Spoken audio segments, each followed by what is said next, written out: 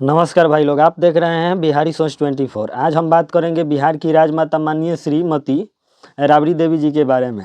राबड़ी देवी जी का कहना है कि मिथिला भाषा को भारत की संविधान की सूची में शामिल कर लिया गया है, तो मिथिला को अलग राज्य का दर्जा दे देना चाहिए।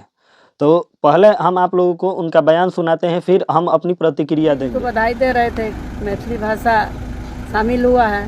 मैथिली भाषा शामिल हुआ, ठीक है, हम भी खुश हैं, शामिल होना चाहिए। अच्छा, मिथिला राज बनाना। सुन लिए भाई लोग कि बिहार की राजमाता माननीय श्री राबड़ी देवी जी क्या बोल रही हैं।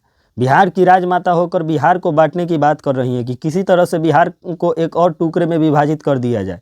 जैसे कि 2000 सन में उन्हीं के सरकार के कार्यकाल में बिहार से झारखंड को अलग किया गया था, बिहार को काटा गया था, बिहार को बांटा गया था।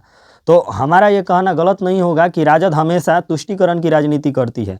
पता नहीं इसमें राजद का कौन सा मतलब कि स्वार्थ छिपा हुआ है, और क्या मतलब कि कहा जाए कि बिहार को बांटने में मतलब कि बिहार की क्या तरक्की हो जाएगी और बिहार कैसे बदल जाएगा, इन लोगों को ये समझ में नहीं आता है। और हम इसे तुष्टीकरण की राजनीति कहेंगे। जानते हैं क्यों? कि जब बिहार से झारखंड अलग हुआ था ना, तो उसमें भी राजद का एक चाल था, और माननीय श्री लालू प्रसाद यादव जी का भी एक चाल था कि चलिए हम बिहार से झारखंड को अलग कर देंगे, बिहार और झारखंड अलग बना देंगे, तो झारखंड का मुख्यमंत्री हम बन जाएंगे और बिहार का मुख्यमंत्री माननीय श्री राबड़ी देवी जी बन जाएंगी।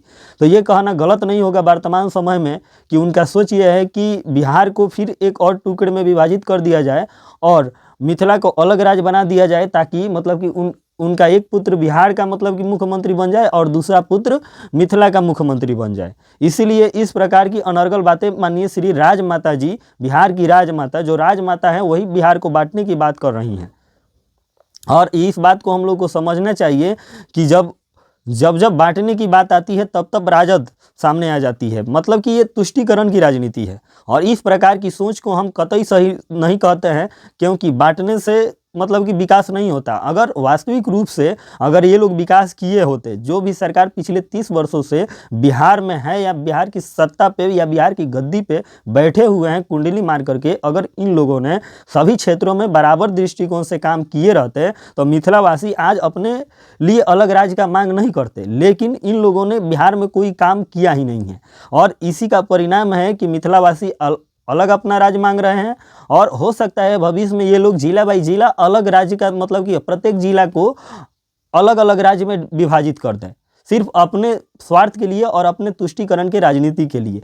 तो इस बात को मतलब कि समझिए आप लोग कि जो राजद बिहार से झारखंड को अलग किया, वही राजद आज पुनः मतलब कि बांटने वाली राजनीति, तुष्टीकरण की राजनीति को बढ़ावा दे रही है। कि मिथिला को जब भारत के संविधान की सूची में शामिल कर लिया गया है, तो मिथिला को अलग राज्य दे देना चाहिए। हमें गर्व है इस बात का कि मिथिला भाषा जो है बहुत मीठा भाषा है और बहुत मधुर भाषा है, उसको भारत के संविधान की सूची में शामिल कर लिया गया है। ये सिर्फ मिथिला के लिए गर्व की बात नहीं है, बल्कि पूरे बिहार के लिए गर्व की बात है कि बिहार के कोने कोने में जगह जगह जहाँ पे आप लोग जाइएगा, वहाँ पे अलग अलग भाषा का फेरबदल हो जाता है। अगर किसी क्षेत्र के भाषा को भारत के संविधान की सूची में शामिल किया जाता है, उसमें पूरे बिहार को गर्व महसूस करना चाहिए कि चलिए मतलब कि कोई बिहार का कोई एक हिस्सा है जो मतलब कि भारत के संविधान के सूची में गया और शामिल हुआ। लेकिन इसका मतलब ये नहीं है कि भाषा मतलब कि संविधान की सूची में चला गया तो उसको अलग राज्य का दर्जा दे देना चाहिए और बांट देना चाहिए, बंटवारा कर देना चाहिए। ये गलत बात है। माननीय श्रीमती राबड़ी देवी जी, आपसे हम अंत में यही कहना चाहेंगे कि बिहार ने आपको राजमाता की उपाधि दी है। कम से कम आप मतलब कि अपने ही राज्य को बांटने की राजनीति ना करें और बांटने का ख्याल भी ना रखें।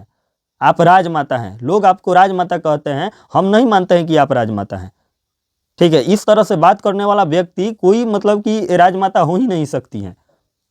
इसलिए कभी भी बयान दीजिए, आप एक प्रतिष्ठित व्यक्ति औरत हैं और आपका मान सम्मान पूरे बिहार में बहुत आदर से लोग करते हैं और लेते भी हैं। नाम भी आपका लेते हैं तो बहुत आदर से लेते हैं। इसलिए थोड़ा बांटने वाला राजनीति मत कीजिए माता श्री जी।